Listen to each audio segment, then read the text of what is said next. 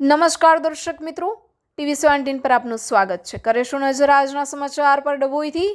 ડભોઈમાં એક સાથે 24 અજગરના બચ્ચાઓનું રેસ્ક્યુ કરાયું। ડભોઈ નાનોદી ભાગોળ લાલા ટોપલી વાવ પાસેથી વન વિભાગના કર્મચારીઓ દ્વારા અજગરના 24 બચ્ચા ઝડપી પાડ્યા હતા।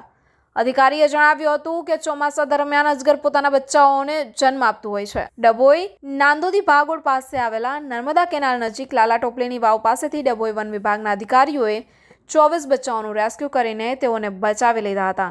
સુમસાન જગ્યા પર અજગર પોતાનો વસવાટ કરતા હોય છે। ચોમાસા દરમિયાન પોતાના અંડા મૂકી ત્યારબાદ પોતાના એક કરીને ઈંડા ફોડતા હોય છે। ત્યારબાદ અજગરના એક સાથે 24 બચ્ચાને જન્મ આપ્યો હતો।